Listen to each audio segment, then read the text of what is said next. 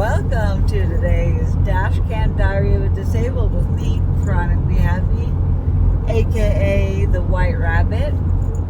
I am headed to Beyond Wonderland, and I am extremely late in the day. It is almost 1 o'clock in the morning. I think the sets end at 2 or 3 or something like that. I don't know. I'm pretty much going to be missing all of tonight, the first night. So, it is what it is. The amount of events leading up to this are absolutely unbelievable. I am just, mind is blown. My mind is blown by the things I've dealt with leading up to this festival, including things tonight.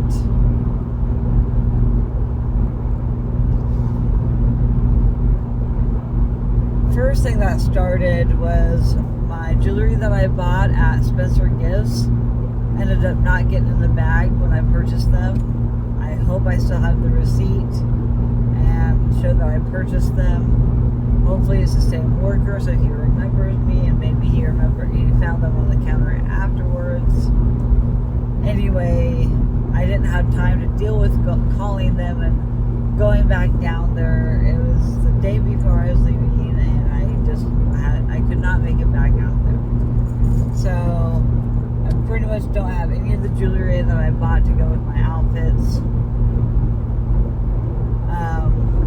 My carpooling partner Jane that I talked about in my last video, she totally ditched me yesterday.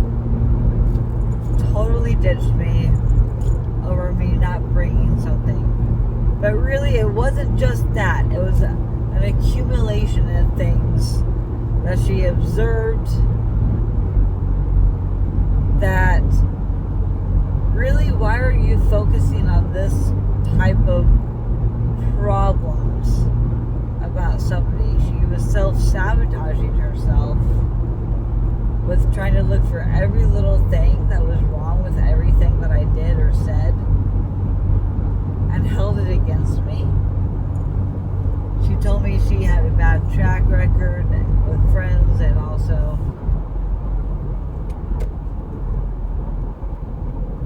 it's not exit 151. There's 228. That's what I wanted to do. That's silly. Alright, anyways. GPS has really been messing with me tonight. And it's not because of the glasses either. I see them fine. It's just Washington, screw you for highways. I don't get it.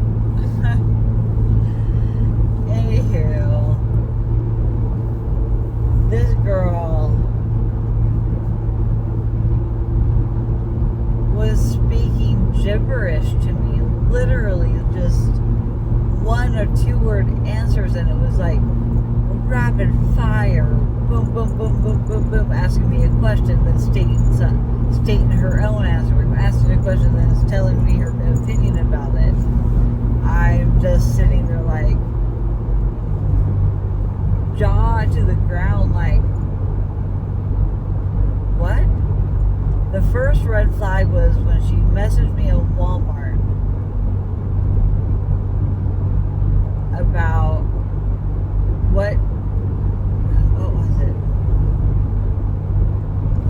There were a couple different things, but she wanted me to show her a picture of the rocking chair. Now, at this point, I had been shopping for like 3 hours, and I had buried those chairs. I was on the complete opposite side of the store.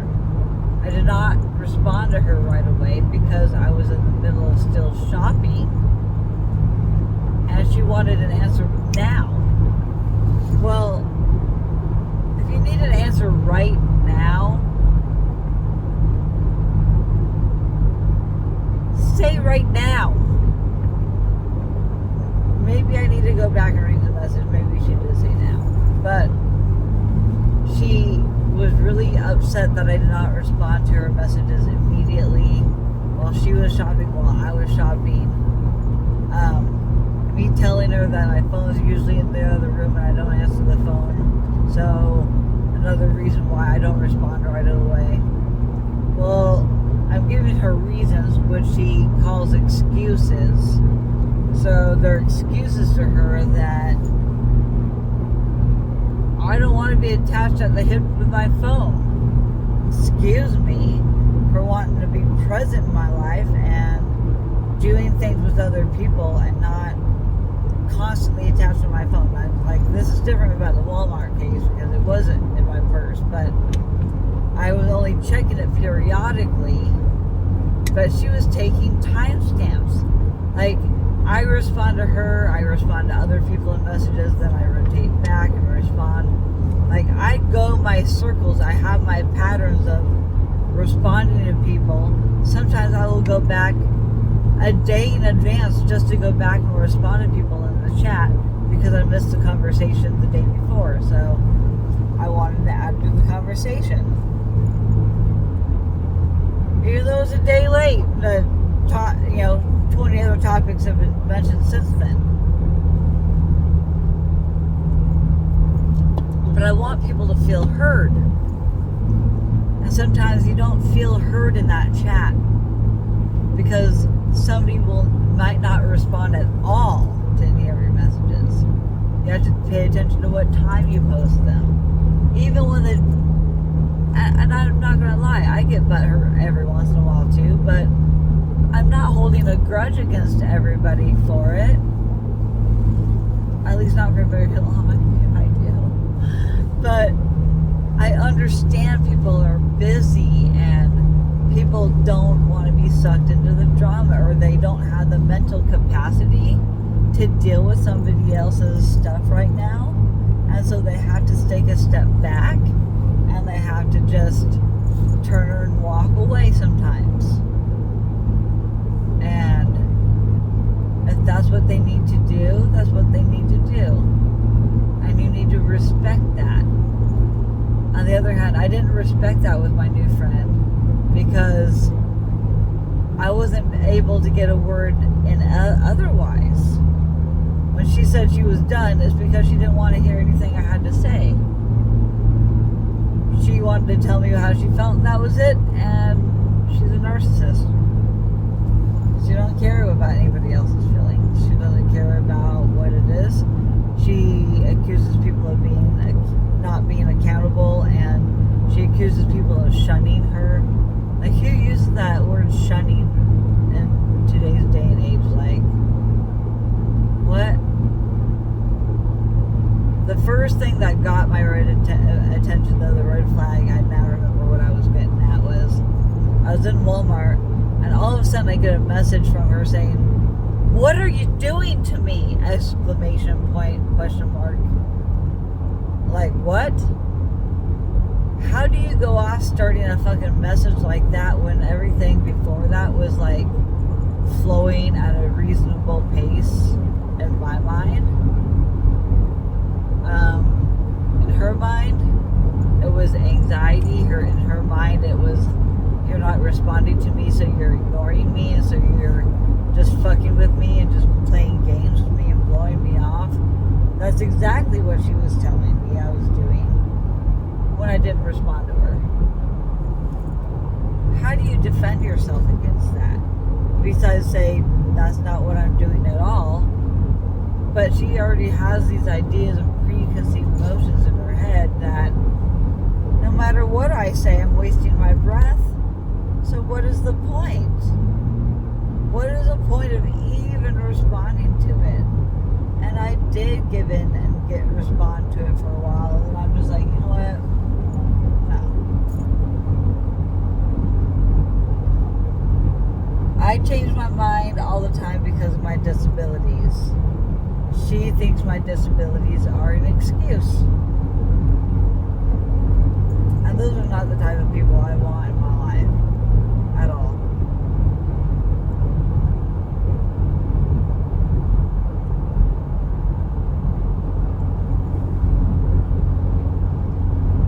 I was being nothing but accommodating to her. And she was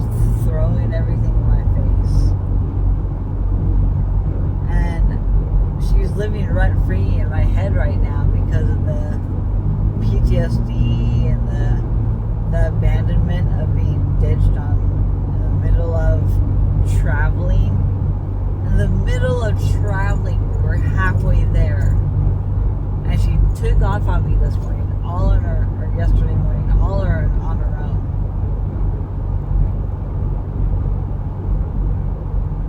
Saying she don't have money for driving and camping.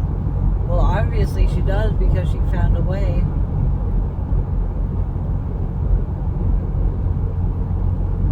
She can find her own friends.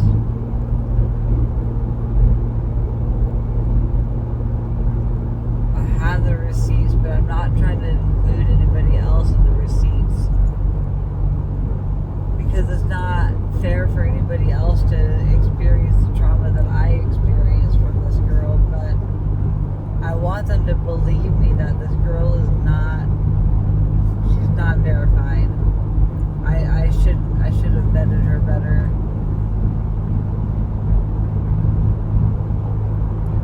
That's the last time I'm going to just willy-nilly invite somebody right off the bat. It was a mistake. Because I think the universe put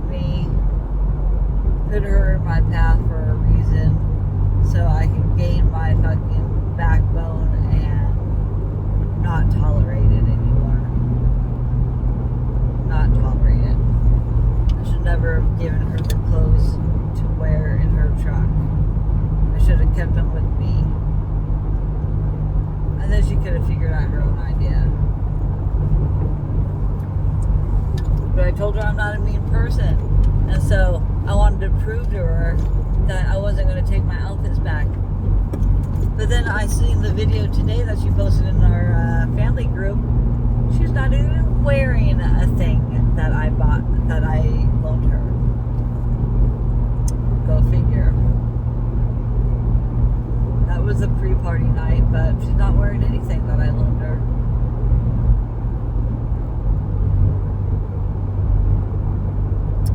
I liked those swimsuits. I liked my suitcase. I'm really pissed off that she has my leg and arm warmers from Cheshire Cat. I'm upset about a lot of it. I should never put it in her truck.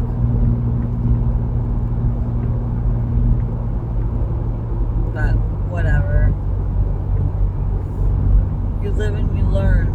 I'm trying not to make this a negative video, but I can't get this cycle out of my head. She's like stuck here. I'm traumatized by every friendship that happens like this.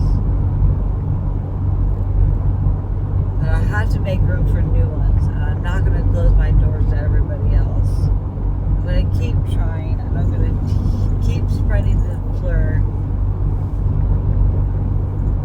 And I'm going to enjoy the rest of this festival. Even if it's one night. I paid for 3 nights, and I only get 1 night out of it.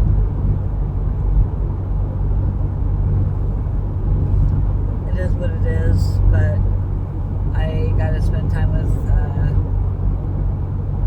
Caleb and Tessa, and they are the best. I would rather have just stayed there and partied with them and gone out instead of just going to this by myself.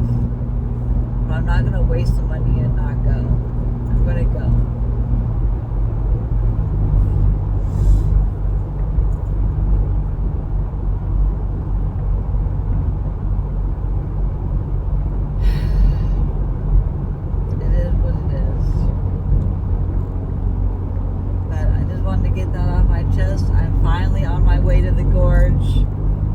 Saturday night, 1 o'clock in the morning. I have 66 miles to go. I got some music to listen to, so my cute white rabbit outfit you can only see part of, but peace out, y'all. Love you. Peace, love, unity, respect, and responsibility. People always forget their responsibility, and I was taking responsibility.